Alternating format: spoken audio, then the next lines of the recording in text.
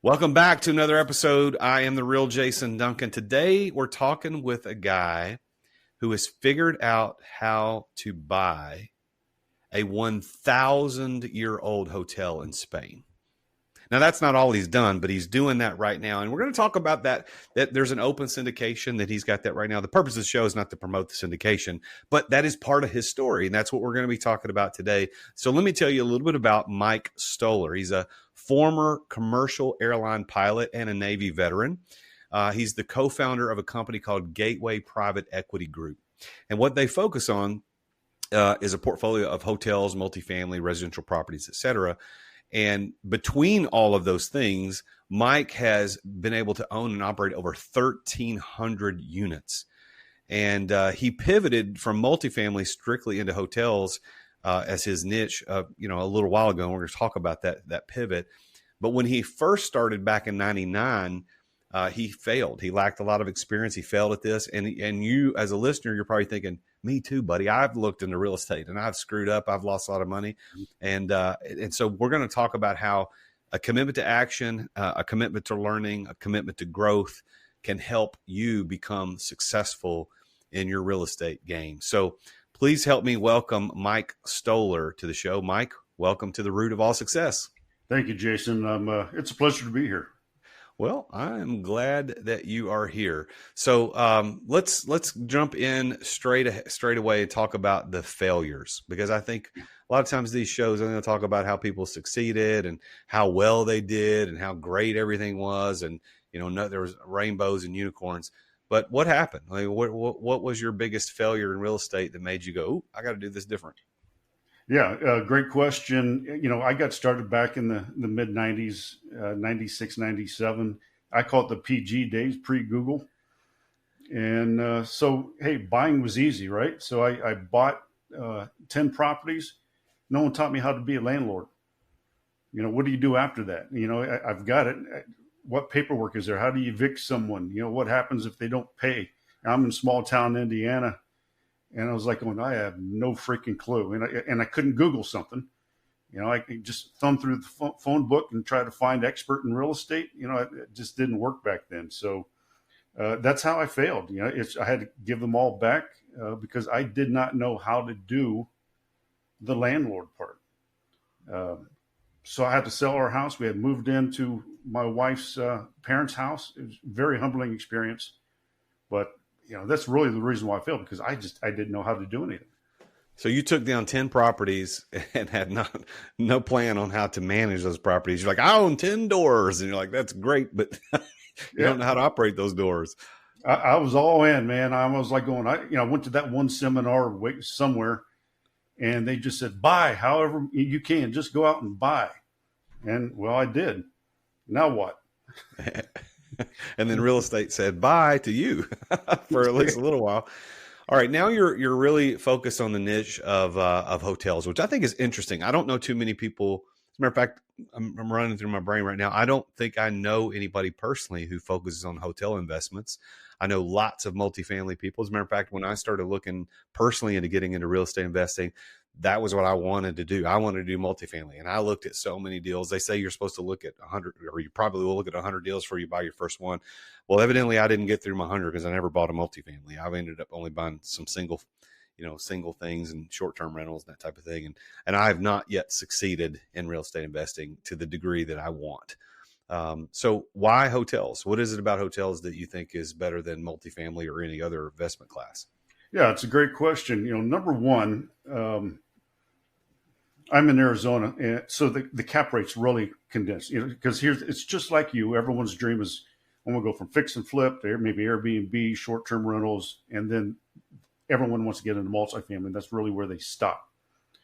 And it got to the point where I had someone come up and wanted to buy my portfolio. I said no to them 4 times, and finally they gave me this price tag that I couldn't say no to. It was just too much money. After I sold it to him, I'm like, well, now what am I going to do? I'm going 1031 into something. And it's all about networking, right? It's all about people that you know. So what I did is I was like, what do I do? And called up a buddy of mine who'd been in hotels for 25 years. And I said, hey, talk to me. Why hotels? And he did. So I was like, okay, I've got the money. You find the assets, you run the assets, and we'll be a partner. And one of the reasons why I did that is if you take a 100-key hotel, 100-key multifamily, the hotel's going to make more money gross, because I can change rents 5 times a day if I want. The room, what I call rent. So that's one of the biggest things is, and I like the fact that it's a business instead of just personal real estate. Because I tell you what, I got tired of tenants. If I never see another tenant in my life, I'll be happy. I think a lot of people right now are laughing in their cars listening to this because they're all going, "Amen, brother. These tenants are the worst. They are the worst, man." Quit flushing those things down the toilet and quit fighting and yelling at each other through drain pipes. And I'm like, oh my God, people.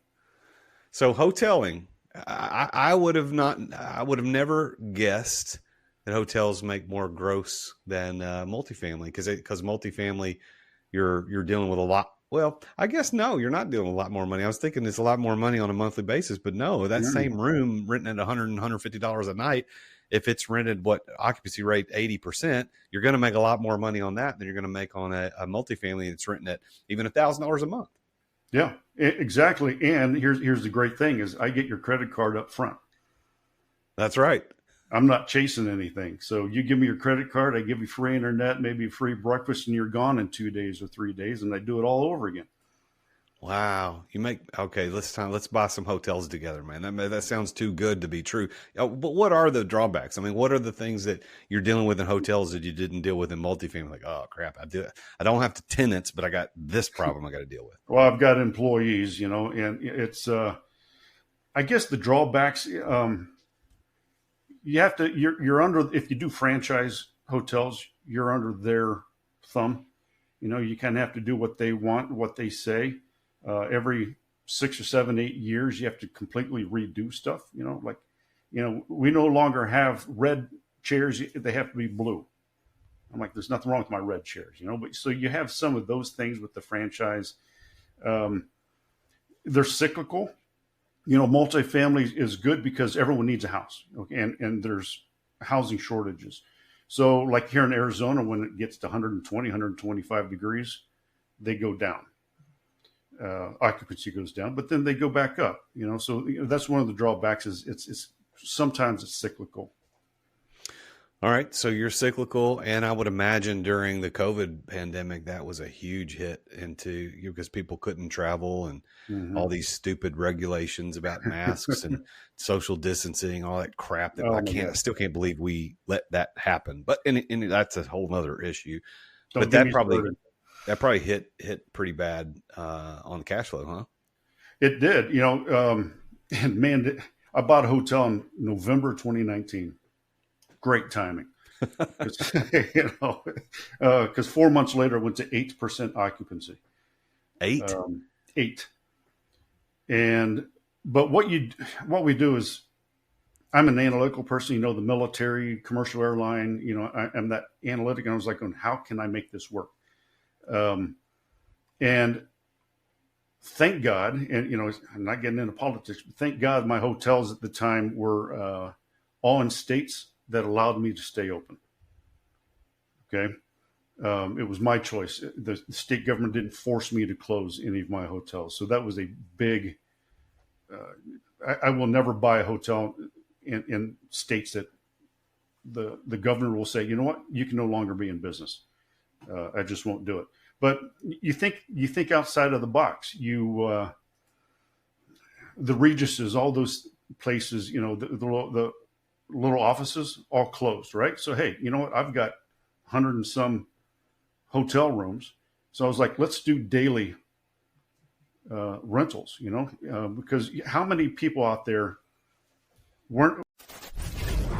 Let's take a quick break to thank our amazing sponsors for making this podcast possible. I finally got it. It's the brand new Relay credit card. So check it out. I'm going to do a little unboxing for you so you can check this out. So here we go. Nice little case. Kind of like the American Express, They're not playing. They're doing it right. Oh, look at this. There's a quote right inside that says, "Success is having to worry about every damn thing in the world except money." Johnny Cash. That's pretty good. I've not heard that one. Oh, this is nice. A little thing on the back, up to 1.5% cash back, no annual fees or interest, 30-day billing cycle. And there it is. It's the Relay credit card. It's a Visa. So I'm not going to show you my number, but there it is. Look at that. Boom. Go to the realjasonduncan.com/relay. Thanks for listening to our sponsors. Now, back to the show. About their profitability pre-COVID, and it's on its way back now because it's been a mom and pop run property. So tell us a little bit about the financials around this deal. Yeah. If you can believe it's 11 rooms. And we've talked to the mayor of the town. In Spain, you talk to the mayor, you see what kind of charity can I give in order to get approvals, things like that. Talk to the forest. It's 40 minutes outside of Barcelona, up on its own mountaintop. So it is 360-degree views of nothing, just forest. And you can actually see the Mediterranean Sea below it. It's phenomenal. But we're buying this. It's 11 rooms. We're buying it for around $2 million cash. In 2019, it made $1.3 million gross. So you can see that in a couple of years, once we get it back going, it's just a phenomenal opportunity. And this is more of a lifestyle play as far as the investment. So it's going to be a long-term hold. Okay. How did you go from commercial airline pilot to investor? From what I understand, commercial airline pilots have a pretty good life. They get to travel, they make good money. There's certainly some perks that come along with that. What was it about that said, I'm not doing this anymore. I'm going to go do something else? Yeah. That dang book, Rich Dad, Poor Dad, that everyone reads. And, I had the pleasure of going to a party with Robert Kiyosaki, and a wonderful guy. Talked to him for a long time. But I got way back when I failed. In between those things, I became an airline pilot, and I used my money to get back in. That's when I got back into real estate. And so I had all these assets building up, and I got injured really bad landing in Houston in a tropical storm. So I was on disability. I wasn't flying. Really? And I looked, what happened? How do you, sorry to interrupt, but how do you get injured? Okay. How do you get injured landing a plane? Other than what we would all imagine, but this is not a little puddle jumper. This has got 200 people behind you. What happened? Yeah. So we were real bad storms, and, we're circling, the holding pattern like everyone, is accustomed to. And here's how it works. ATC goes, hey, it's not lightning, but it's still pretty bad. You want to give it a shot? Like, sure. Why not? So I go in the muck, and there's a thing called wind shear. And the winds were coming out of the left at around 60 knots, 60, 65 miles an hour. I transfer over to tower, and they say it's 60 some miles an hour the opposite way, coming from the right. So I was like, okay, at some point, because airplanes are weather vanes, the nose goes into the wind. So I'm flying down, landing basically like this, sideways. And then about 1,200 feet off the ground, it snapped violently to the right. And all hell just broke loose. Autopilot, everything just went whoop. I have no idea what just happened. You pilot, you take over. So I grabbed it, and we're in IFR. We're still in the clouds in the bad weather. And about 600 feet off the ground, I'm fighting it, white knuckling it. It tried to snap again at 600 feet off the ground. And a yoke goes forward and back and also turns. It popped so hard violently that it actually took my forearm muscle off the bone. Oh my gosh. Because I had it white knuckled, and it just snapped. And got control of the airplane again. And then the co-pilot said, lights in sight. That means we see the runway, the lights. And I was like, oh, screw it, man. Navy landing, just slammed it on the ground, and that was it. So from the passenger standpoint, it was a rough landing, but they didn't know anything other than it was just a rough landing. Well, I mean, no, because you could actually hear some of the screams through my headphones. Oh, no. When it snaps like that, people notice because it wasn't that bumpy, but it's just you're going from the left and all of a sudden you're going snapping to the right. So you feel that. Oh my gosh. Was that your last flight? That was my last. Well, it wasn't my last flight, but it was the last one I flew because I had another flight after that. And I just, I've just jacked up my arm.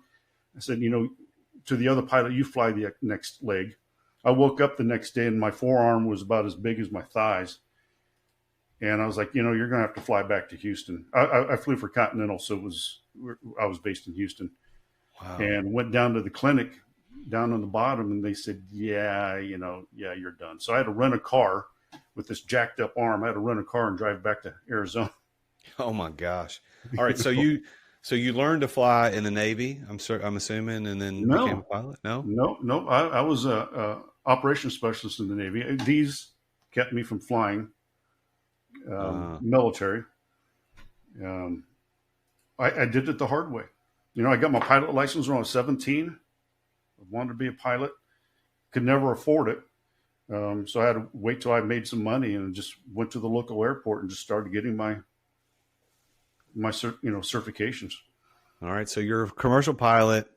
You've been investing. You failed, and now you're taking some of this commercial pilot money and you're investing back into real estate. So that's how you made the transition.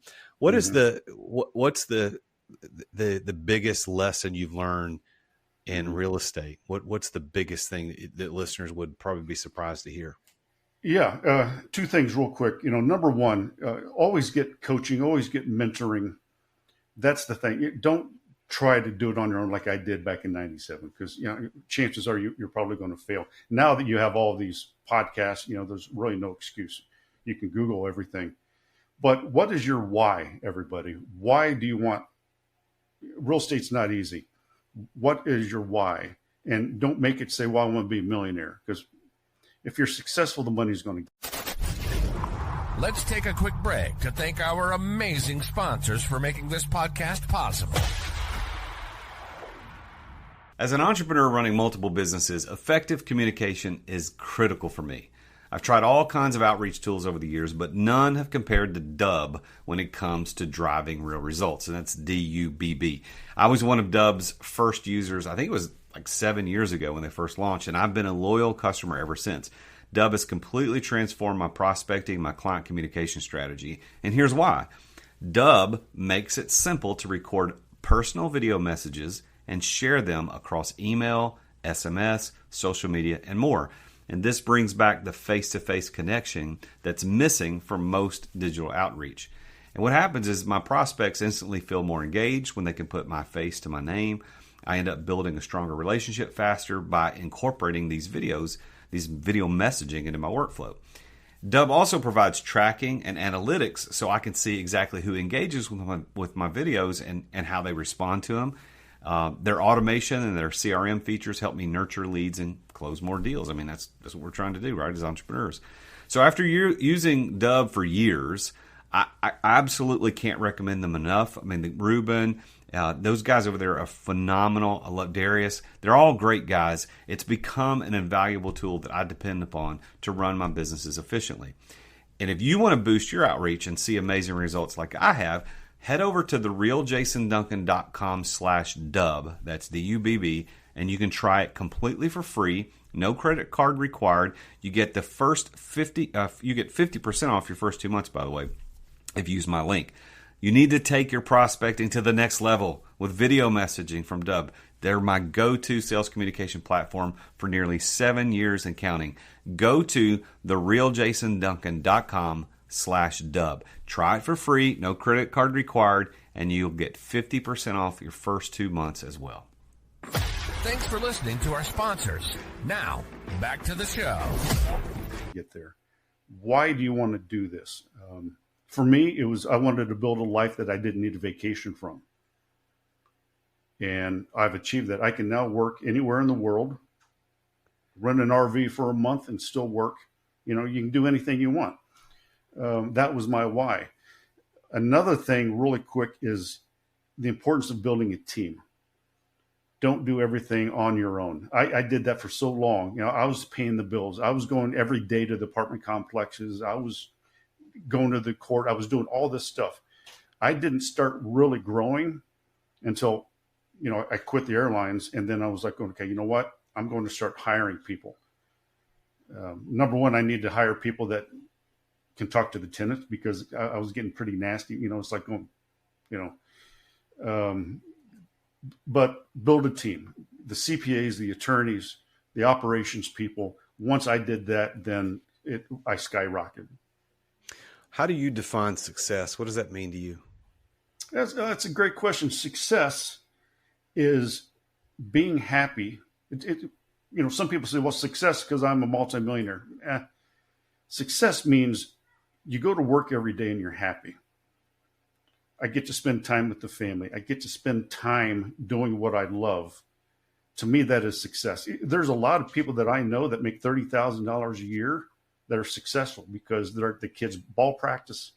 They're doing things that they enjoy and they have a happy life. To me, that's epitome of success. So by that definition, do you consider yourself to be successful? I do. It's there's always that greed.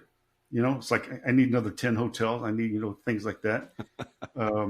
But here's the thing, you know, I have a house up in the mountains that, you know, is my stress relief. You know, I get to plug in the guitars at night. We get to go on vacations. You know, I'm not tied down. And to me, that was remember that build a life you don't need a vacation from? I've achieved that. So therefore, in my opinion of what success is, I've achieved that. Well, now what I'd like you to do as we kind of get ready to close out our conversation today is put your coach hat on and talk to the listeners about what's a good piece of advice you give them. You've already talked about having a team, and I love the build a life that you don't need a vacation from, or build a business you don't need a vacation from, because as my listeners know, I'm the exit without exiting guy. That's what I teach. You got to figure out how to run, you know, own the business, not run it. Yep. So I love those two pieces of advice. But beyond that, what's one of your golden piece of advice that you could give to our listeners? One is go slow and stick to a niche. I know people that I own multifamily, industrial, storage, you know, all these things, and they're too many hats.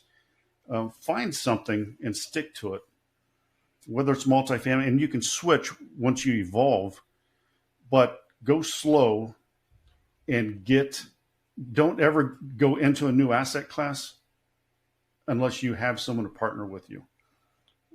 If you own 1,000 multi-unit doors, don't just go out and buy a hotel. Get someone that you can learn from. You know, that is the biggest thing. And it takes a lot longer than an HGTV episode. Okay. There's going to be a lot of heartaches. There's going to be a lot of things, but stay the course, as we say in the military, and learn from the mistakes and the challenges. Don't run from them. You know, COVID was horrible for the hotels, but I could have said, you know what, I give up, and all of my investors could have lost all that money.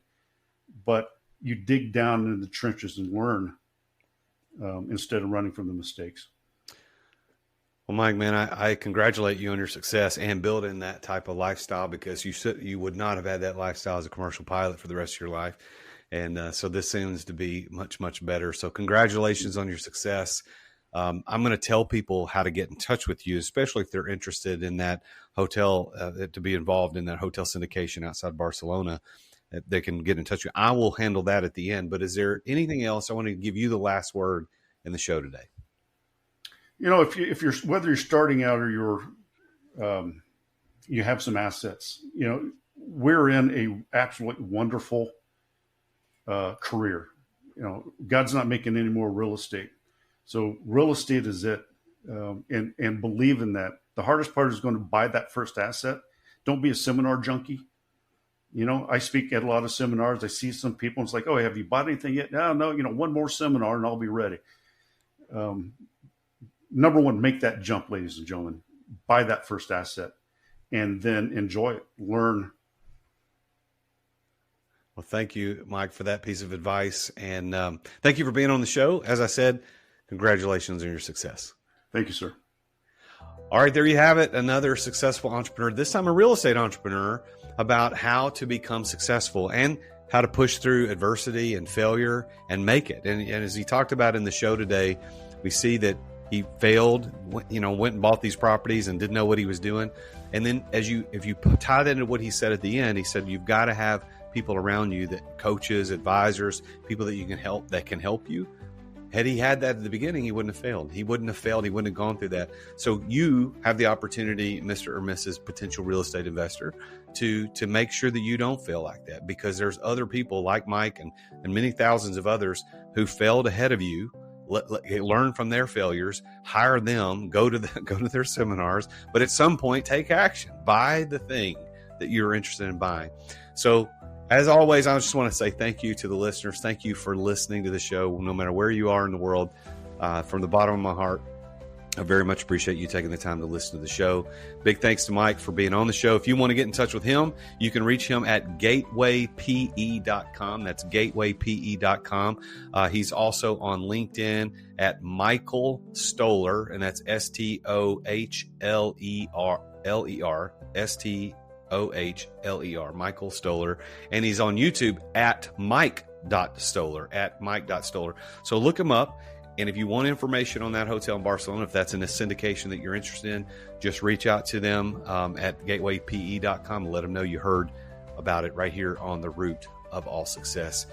Tune in again next week when I talk with yet another very successful entrepreneur about his or her journey to success. Until then, as always, I am the real Jason Duncan, and Jesus is King. Attention business owners. Attention business owners. Feeling burnout from running your business? Uncertain if you're nearing burnout? Take our free 10-question business burnout test at businessburnouttest.com to discover where you stand. With just 10 quick questions, you'll learn how to immediately begin making changes to regain freedom and success. Cut your daily operations time in half. Improve your quality of life and prepare your business for your future exit without losing revenue or profit.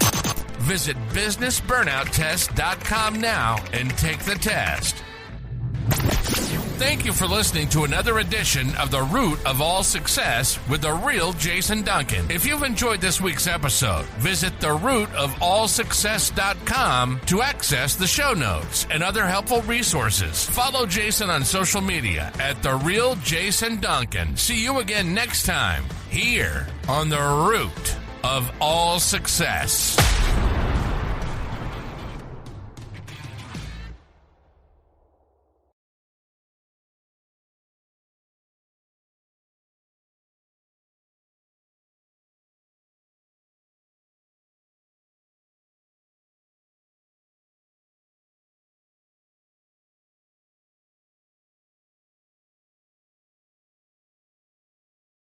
This podcast is a part of the C-Suite Radio Network.